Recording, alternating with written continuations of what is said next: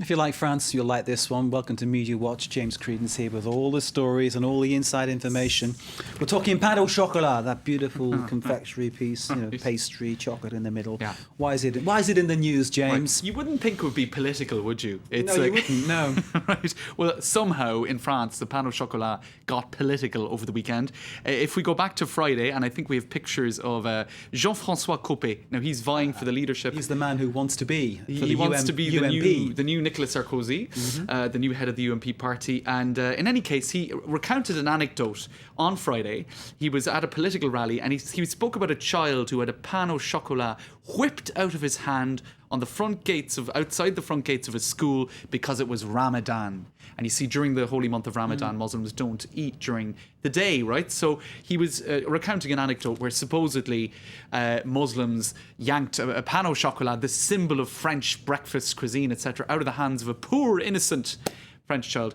And he said he understands the exasperation of parents who, after a long day at work, come home to learn that their child, had a pain au chocolat whipped out of their hand. Now, I'll show you the reaction to that online. First of all, the Prime Minister said that this was despicable, it was stigmatising and demonising, and that France will not get out of its problems this way. This is the cartoonist for Libération and how he responded to it, depicting the far-right politicians in the background, Jean-Marie Le Pen and Marine Le Pen, having their pain au chocolat stolen by Jean-François Copé. In other words, he's playing to the far right because he's in a leadership contest against François Fillon, pictured, I think he is pictured here, right?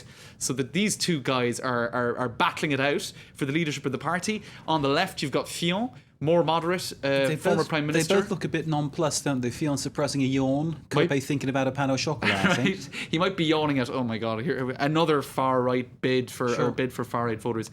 Elsewhere, you've got this, because the social media have been going mad with this stuff, showing a spike in the incidence of pain au chocolat theft during the holy month of Ramadan. Let's just say that's not true, right? True. And here we have, I like this one, a little mini pain au chocolat bag, right? You can eat this in all discretion, in no matter what neighbourhood you live in, and during the holy month of during Ramadan, in order to avoid being attacked, because it's such a divisive issue. Clearly, that is tongue in cheek. I hope I don't need to point that out. It's very ironic. Clear to you and I, but I'm glad you pointed it out again, just in case people didn't quite get it. That's right. Did anybody offer to buy the child another pain au chocolat? Perhaps maybe they not. should have. Maybe you got a croissant in the end. Maybe it's a bit less. Nonetheless, though, I mean, if that was stolen out the kid's hand because it was Ramadan and Muslim kids were picking on him, that's wrong. That is wrong. Absolutely. That is wrong, isn't it? We know if that's it wrong. indeed happened in that way, it's kind of unclear. Yeah. Okay. Moving on, James, because we have to. Yes. France's First Lady, who is in the news yet again, not because of a tweet, we must say. She's going to send a gift every month to Florence Cassé in prison in Mexico. Florence Cassé, because she's in prison after being convicted for her alleged role in a drugs gang. Well, she's been convicted. Right. She says she didn't do it. She's been basically banged up for kidnap. That's right. 60-year sentence as well. And it caused a lot of friction last year between France and Mexico because Nicolas Sarkozy took a strong stand on this. And as a result, a cultural event, which was the Year of Mexico in France, got cancelled. So there was this big diplomatic spat. Now Valérie Trierweiler, in a softer kind of diplomacy, I suppose, has said she's going to send chocolates to Florence Cassé every single month, or a gift every single month until she's free. Is it me, James, or do they look alike?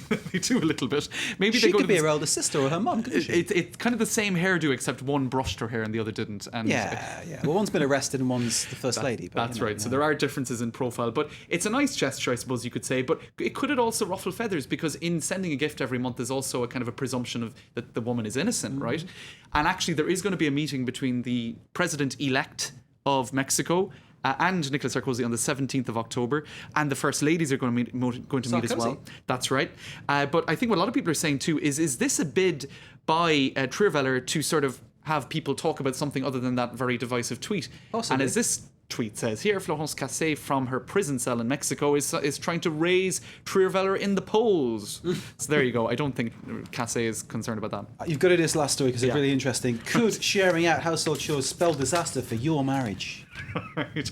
I love these statistics. It's a Norwegian study. Essentially, if you share out the household chores, you're more likely to get divorced, apparently. So you would conclude from that men leave down the hoovers, don't do the dishes, and your marriage is safe. No problem at all. Put your feet up, watch TV. Now, what they do point out here, of course, is that there is no causal link between the two, right? It just so happens that, if you share out the household chores more, there's a higher likelihood of divorce. There's all sorts of other factors, probably. For example, if the woman does everything, it's more likely to be a traditional marriage where people are maybe a bit religious and less likely to divorce, right? So, but people are having fun with it online and saying, the man can put his feet up and it means he's saving his, what would you say, marriage.